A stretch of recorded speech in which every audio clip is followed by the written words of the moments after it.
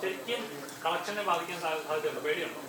ഇല്ല, എന്റെ ആദ്യ ചിത്രം ഇറങ്ങിയ ഹാപ്പി വെഡിങ്, അതിന്റെ കൂടെ ഇറങ്ങിയ പടങ്ങള് കമ്മട്ടിപ്പാടം, ആടുപുലിവട്ടം, യോദ്ധാവ്, അങ്ങനെ ഒരുപാട് പടങ്ങളുടെ കൂടെ ആദ്യ സിനിമ ഇറക്കിയ വ്യക്തിയാണ് ഞാൻ. അന്നും എന്നിട്ട് ഇതിന്റെയൊക്കെ ഇടയിൽ ഹാപ്പി വെഡിങ് ഹിറ്റായിട്ട് 100 ദിവസം കയറി. അപ്പൊ പിന്നെ ഇപ്പൊ അങ്ങനെ പേടിക്കേണ്ട കാര്യമില്ല. നല്ല സിനിമയാണെങ്കിൽ ആളുകൾക്ക് ഇഷ്ടപ്പെടുകയാണെങ്കിൽ തീർച്ചയായിട്ടും വിജയിക്കും. അതിന് നല്ല രീതിയിൽ ഞങ്ങൾ പബ്ലിസിറ്റി പരിപാടിയൊക്കെ കൊടുക്കണം എന്ന് മാത്രം. മാർക്കറ്റിംഗ് ഒന്ന് അടിപൊളിയാക്കിയാൽ മതി. നല്ല പടങ്ങൾ ഇതിന്റെ റൈറ്റർ സാരംഗ അവിടെ പാത്ത് വെപ്പുണ്ട്. സാരംഗ അവിടെ ആയിരുന്നു. ഞങ്ങൾക്ക് ഏറ്റവും വേണ്ടപ്പെട്ട ഇത് ഇവന്റെ ഐഡിയ. ഞാൻ മനഃപൂർവ്വം ഞാൻ അവിടുന്ന് വിളിച്ചപ്പോ ഇല്ല, ഒന്നിച്ചു വന്നതാ.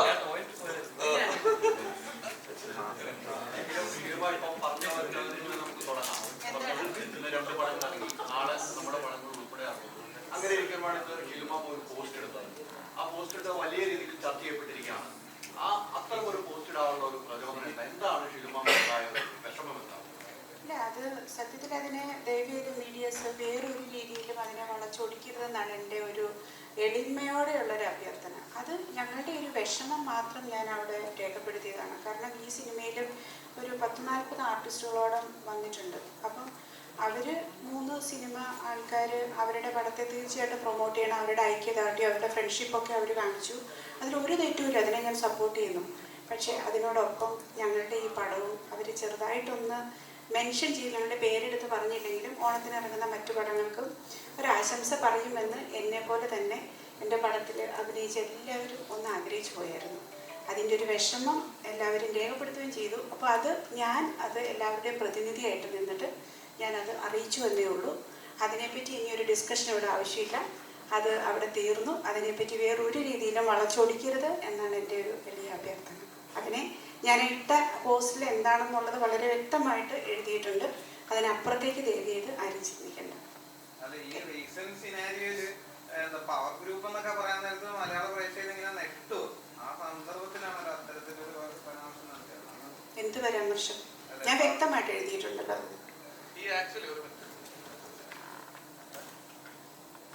അല്ല, ആക്ച്വലി അത് ഉദ്ദേശിച്ചത് എന്താ വെച്ചാല്, ഇപ്പൊ ഈ ഇറങ്ങുന്ന ഓണത്തിന് ഇറങ്ങുന്ന 6 സിനിമയുണ്ട്. ഈ 6 സിനിമയില് ഏറ്റവും പവർ ആയിട്ടുള്ളത് അവരാണ്.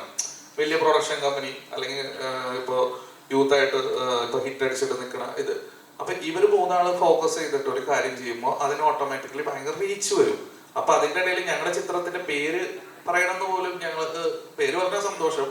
മറ്റു ചിത്രങ്ങളൊന്നും കൂടി പറയുകയായിരുന്നെങ്കിൽ അത് ഓക്കെ. അല്ലെങ്കിൽ ഓണ ചിത്രങ്ങൾ ഇത് മാത്രം എന്ന് ഓഡിയൻസിലേക്ക് അത് ശ്രദ്ധ വരും. കാരണം ഇത് കണ്ടിട്ട് എന്നെ 1-2 പിള്ളേർ വിളിച്ചെടുത്ത് നിങ്ങളുടെ റിലീസ് ഇല്ലേ എന്ന് ചോദിച്ചു. ഈ പടങ്ങൾ മാത്രമാണല്ലോ പറഞ്ഞുള്ളൂ. പിന്നെ എന്താ പറയാ, മെയിൻ സ്ട്രീമിൽ അല്ലെങ്കിൽ ലൈവായിട്ട് നിൽക്കുന്ന ഇവര് 3 പേരും കൂടിയിട്ട് ഒരു കാര്യം ചെയ്യുമ്പോൾ അതിന് കിട്ടുന്ന ഫോക്കസ് വേറെയാണ്. ഇപ്പോൾ റഹ്മാൻ സാറിന്റെ അടുത്ത് ചോദിക്കുകയാണെങ്കിൽ റഹ്മാൻ സാറിനെയും കൂടി കൊളാബ് ചെയ്തിട്ട് അതിലൊരു വീഡിയോ ഇടാം. ബാക്കി ആക്ടേഴ്സിനെയും കൂടിയിട്ടൊക്കെ ആകുമ്പോൾ അതൊരു കൂട്ടായ്മയാവും. നമ്മൾ കൂട്ടായ്മയിലൂടെ ഒരു കാര്യം ചെയ്യുമ്പോൾ നമ്മൾ ശ്രദ്ധിക്കണം. ഞങ്ങൾക്ക് അതൊരു വിഷമമായി, ഞങ്ങളുടെ ഒരു വേദനയാണ്. ഒന്നാമത് പല സെന്റേഴ്സിലും ഞങ്ങൾക്ക് ഷോസ് ഒക്കെ കുറവാണ്. അപ്പൊ അതിന്റെ ഇടയിൽ ഇങ്ങനെയും കൂടിയിട്ടൊക്കെ വരുമ്പോൾ നമ്മൾ ഒരുപാട് കഷ്ടപ്പെട്ട് എഫേർട്ട് എടുത്തിട്ടല്ല എല്ലാവരും സിനിമ ചെയ്യുന്നത്. അപ്പോൾ അങ്ങനെ ഒരു 3 പേര് ഒറ്റയ്ക്ക് 3 പേര് കൂടി ഒരു കാര്യം ചെയ്തപ്പോൾ അല്ലെങ്കിൽ ഞങ്ങളും കൂടിയിട്ട് ഉൾപ്പെടുത്താമായിരുന്നു എന്ന് നമ്മുടെ ഒരു ആഗ്രഹം ഉണ്ടാവില്ലേ? ആ ഒരു ആഗ്രഹമാണ് ആ പോസ്റ്റ്. അത് ഈ പവർ ഗ്രൂപ്പ് എന്ന് ഉദ്ദേശിച്ചത് ഇങ്ങനെയൊക്കെയാണ്. ഈ പവർ ഗ്രൂപ്പ് എന്ന് പറഞ്ഞാൽ ഇവിടെ ആരും പവർ ഗ്രൂപ്പ് എന്ന് എഴുതിയിട്ട് കടയിട്ടിട്ട് ഇരിക്കണവരല്ല, അല്ലെങ്കിൽ ഇരിക്കണവരല്ല ഈ പവർ ഗ്രൂപ്പ്. ഈ പവർ ഗ്രൂപ്പ് എന്ന് പറഞ്ഞു കഴിഞ്ഞാൽ നമ്മൾ പോലും അറിയാതെ നമ്മൾ ചെയ്യണ പ്രവർത്തികൾ പറഞ്ഞ് മറ്റുള്ളവർക്ക് പറഞ്ഞ ഒരു ദ്രോഹമാണത്. ദ്രോഹം എന്ന് വെച്ച് കഴിഞ്ഞാൽ ആ വീഡിയോ കാണുമ്പോൾ സ്വാഭാവികമായിട്ടും കുറെ ആളുകൾ തെറ്റിദ്ധരിക്കപ്പെടാം ഈ 3 സിനിമകൾ മാത്രം ഓണത്തിനുള്ളത്. അപ്പൊ അത് ഒന്ന് ക്ലിയർ ചെയ്തു എന്ന് മാത്രമേ, അതിന് ഞങ്ങളൊരു വേദന പറഞ്ഞു എന്ന് മാത്രം. ഇപ്പൊ നാസിഫ് ഒരു ഇന്റർവ്യൂല് പറഞ്ഞു അവരങ്ങനെ ഒന്നും ഉദ്ദേശിച്ചിട്ടില്ല എന്ന് പറഞ്ഞപ്പോ ഞങ്ങൾക്ക് അത് ഓക്കെയാണ്. പക്ഷെ ഞങ്ങളുടെ ഒരു വിഷമം ആ നേരത്ത് ഞങ്ങളൊന്ന് എക്സ്പ്രസ് ചെയ്തു എന്ന് മാത്രം, അത്രേ ഉള്ളൂ.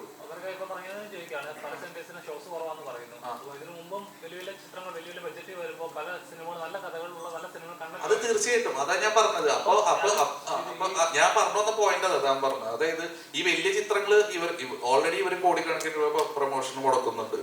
അതിന്റെ കൂടെ ഇങ്ങനെ ഇവർ ഒന്നിച്ചിട്ട് ഒരു ഇത് ചെയ്യുമ്പോൾ മാസമായിട്ടുള്ള ഒരു പ്രൊമോഷൻ അവർക്ക് കിട്ടും. അതിന്റെ കൂടെ നമ്മുടെ പേര് പറഞ്ഞ മറ്റു ഓണ ചിത്രങ്ങളും കൂടി ഉണ്ട് എന്നെങ്കിലും മെൻഷൻ ചെയ്ത് കഴിഞ്ഞാൽ ആ ഒരു പ്രശ്നം അവിടെ വരില്ലായിരുന്നു. അപ്പൊ വലിയ വലിയ ചിത്രങ്ങളുടെ ഇടയിൽ നമ്മൾ മറ്റേ കുഞ്ഞു പടങ്ങൾ സപ്പോർട്ട് ചെയ്യണമെങ്കിൽ അവർക്കും കിട്ടൊരു നല്ല കാര്യമാണുള്ളത്. അത് കാരണം ഇപ്പൊ സെന്റൻസ് കുറവാണെന്നുണ്ടെങ്കിൽ വലിയൊരു പടങ്ങൾ ഓടുമ്പോൾ പല സിനിമ നമ്മൾ കണ്ടിട്ടുണ്ട്, അങ്ങനെ വർഷം ടൈപ്പ് കണ്ടിട്ടുണ്ട്. അപ്പൊ അതിന് സാധ്യതയുണ്ടോ? അല്ല, എനിക്ക് പേടിയില്ല. പക്ഷെ നമ്മുടെ ഒപ്പം എന്താ പറയാ, നമ്മളിത് ഒരുപാട് ആഗ്രഹിച്ച ഒരു മാസീവ് ഇമ്പാക്ട് അല്ലെങ്കിൽ മാസീവ് തിയേറ്റർ ഒക്കെ കിട്ടണമെന്ന് ആഗ്രഹിച്ചിട്ട് കൂടിയിട്ടാണ് ഈ പടം ചെയ്തത്. അപ്പൊ അത്ര കിട്ടാത്തതിന്റെ ഒക്കെ ഒരു ചെറിയ വിഷമമുണ്ട്.